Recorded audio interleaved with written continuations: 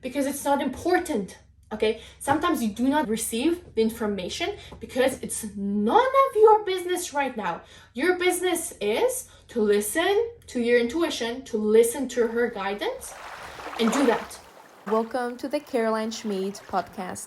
I'm your host, Caroline, and this is the stripped naked version of my life. This podcast is here to inspire, to support you, and to learn together. On here, I share my raw stories of my life, my wins and failures, all about energy healing, spirituality, and consciousness, and most importantly, on how to better your mental health.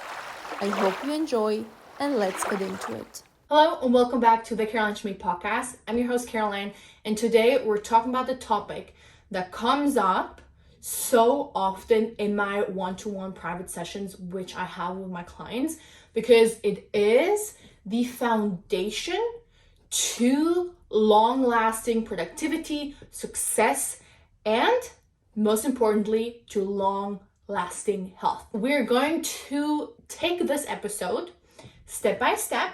We're going to talk about the 3 power centers that we have in the body: the head, the heart, and the hara. So 3H.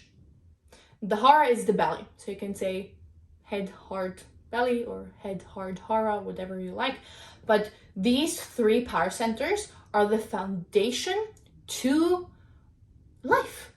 And we're going to talk about a little history of these 3 power centers, what they do, so the strengths of each of the power centers. And then we're going to talk about how we can use those power centers, connect them, and make our skills, our powers, our health even stronger than it is right now. So let's jump into it. We're going to start with the head center. The head center stands for thinking, of course, planning, structuring, and logic. Okay? When I talk about these 3 power centers, I'm talking about the 3 chakras. Okay? I'm not talking about your left brain or your right brain. I'm talking about the central point of your head center, your head chakra, the 3rd eye chakra, which is in the center of your head. So when you go like this, in the center, okay, halfway through here, halfway through here, okay, you get to a point, and this is your head center. In today's world, we mostly are using our head center, and the goal of this episode is that we start using all of the 3 centers combined. The heart chakra stands for passion, for love, for feeling. Okay, so very different than structural thinking and planning. And then we have the hara, so the belly center, which stands for safety, being and feeling grounded, taking action. Okay, business, money, and your will center. Your hara is located 2 fingers wide below the navel. So your navel is here, you go 2 fingers below, and on this level here, you go inside your belly. And as we went halfway through our head, halfway through here, the belly center is located right there. So not here, but in the belly, okay? So it's not the sacral chakra, and it's not the solar plexus chakra. Your solar plexus chakra is where your ribs go each to the left and one to the right. Okay, this is the solar plexus. And then we have the hara, so the belly center, 2 fingers below the navel. Okay, so here. And then we have the sacral chakra, which is located 4 fingers below the navel, is here the sacral chakra. And then we have the root chakra, but you see all that on the picture. So these 3 centers are unique. And as I said, the goal is to connect them.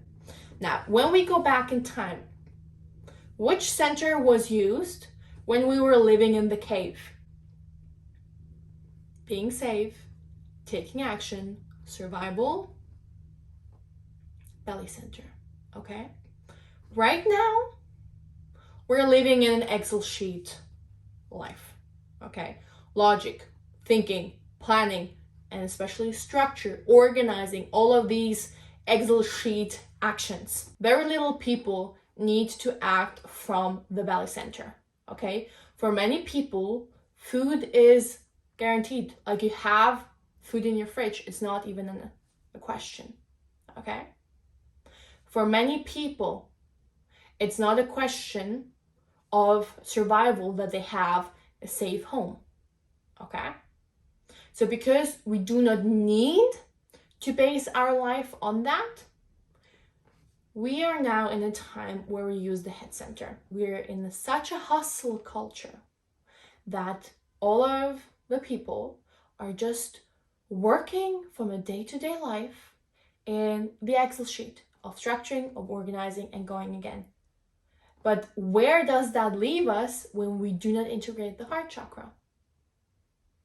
And don't get me wrong, every center has its positives and its negatives, okay? Safety can be a very positive thing.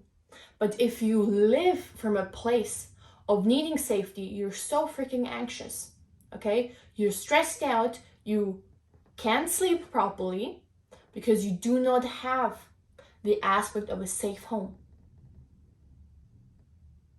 This is negative, okay? Or it has a negative impact on your health, on your relationships, on your life quality. But it also has very positive aspects of, if you work on your hara, you're going to be better at taking action, at doing business. Your willpower is going to improve, okay? Your perseverance. So there are really two different aspects of, maybe you could even structure it from a more like physical, emotional aspect, and then more of a personality aspect of to have perseverance, to have the willpower, and the other be like safety, survival, stuff like that. So what I'm trying to say is, every chakra, every power center in our bodies has a plus and a minus, a positive and negative aspects to it. Now the question is, how can we connect these three and go into an action mode of being, okay? The action is not doing something, but the action is being in your heart center, in your heart chakra. How can we do that? And the next step is also going to be, how can we strengthen all of these three power centers so that we can act from a powerful place and use the positive aspects of all of these three centers to build and have a higher life quality. Before we want to connect these three centers, we need to clear shady information, energetical information that are connected to, for example, the belly center or the heart or the head center. So we need to clear it, and we need to harmonize that center, okay? If you have a negative, connecting to a negative, that's not minus is a plus, but minus is triple minus, okay? And I'm not a mathematician, but this is how energy works. That's how I feel the energy. If you have a fucked up chakra, belly chakra, you're not going to be able to use the positive aspects of it. And how do we do that? We practice energy meditations. What's an energy meditation? An energy meditation is a meditation, a guided meditation that you can do by yourself. You can listen to my guidance inside the meditation membership, where we have 50 plus pre-recorded meditations and energy healing, so energy meditations. And I call them energy meditations because they're healing meditations. And what we do in these meditations is that we build our centers, our chakras, okay? I took the hara, the belly center, as an example. When we build that center, the belly. We are clearing out detrimental energy. We're strengthening the good energy in and around that center. And then inside the meditation, in one practice, which sometimes it takes 10 minutes, sometimes it takes 30 minutes. You could do this meditation in 2 minutes, but like sometimes the longer you work on structuring those chakras, the centers, the more benefit you will feel and have in your life. Okay, so we then, after clearing and strengthening that chakra, which I got it from my energy healing teacher. He calls it subtle bodybuilding, because you're not building like your physical body, but you're building your chakras. And these chakras are so existential to have them strong, because in your life, as I always say, your internal energy quality, your energy field mirrors what's going to be on the outside. So how you see your life, how your life is, relationship, health, career, money, whatever. This is just a mirror of your energy field's quality.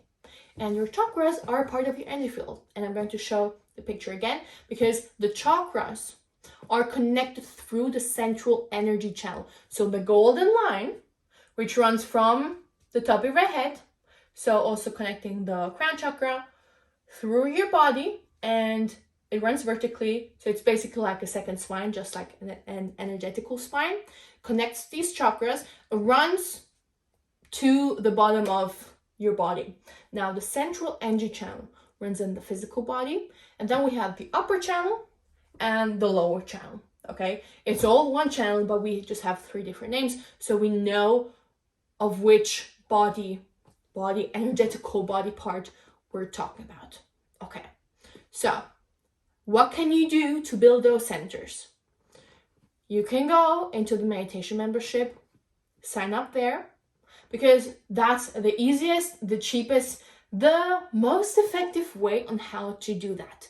If you want to go a step further, you can apply and join the Self-Healing Academy, which is a 12-week group mentorship for sensitive women to get healthy. So they finally have the time to do what's really important for them, to have more time for themselves and their families, where you will exactly learn how to heal your body, how not to only follow my guidance inside the membership, but to learn how to feel, how to see the energy, how to scan your body, and later then on scan other people's body so you can heal them.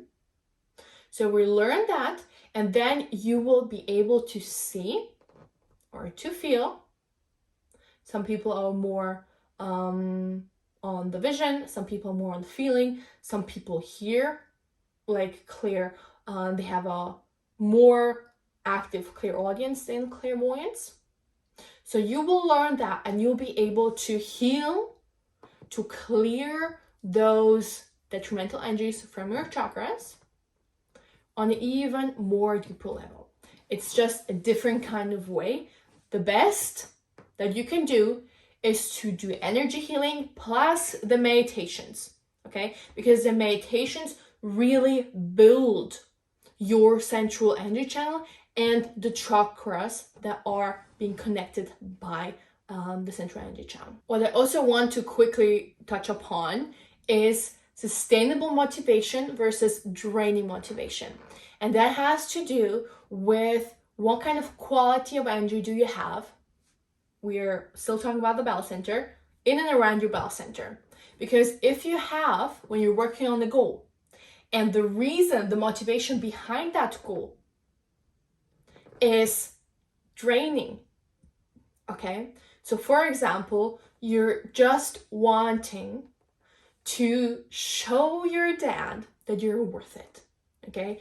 That you're worth of a daughter, of a son who is worth loving, okay? This is a feeling that's a subject of emotional survival, okay? Because we as human beings, we are guided by the sense of survival.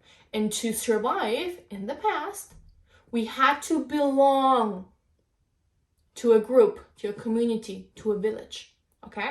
So emotional survivor is a draining motivation, is a draining reason for a specific goal. Now, if you would heal your belly center, if you would clear those detrimental energies that you have, if you would heal that subject that you have with your dad, the energies would shift in your belly, and you would base your actions on a sustainable motivation, so you would have a positive reason why you want to achieve XY goal. Okay, the same goes for your heart chakra or your head chakra. You can ask yourself 3 questions. You have some goals, some projects you're working on right now. Ask yourself for each of these, what is motivating me? Like, why do I have this goal? Why is it important for me to reach that goal? And then ask yourself, from which center am I operating for this goal? And listen to the first answer that you receive, head, heart, or hara, and go with that. Trust, I cannot emphasize this enough, trust your intuition. I even told my therapist last week, because he's like, yeah, I don't know if that will resonate, but like, I just feel like I need to tell you. And I'm like, please share it, like that's your intuition. So we kind of had like a switch in patient-client relationship, but I emphasize this almost every session with my clients, that listen to your intuition, listen to that first instinct, these raw words. And I will tell you, my intuition talks to me like a bitch sometimes. And I'm very glad for that, because she talks to me directly, okay? She gives me all of the information that I need, and especially shows me on which subjects I need to work on. She doesn't give me shit. She tells me how things are, what my shitty behavior is. She calls me out on stuff. But this is how I grow.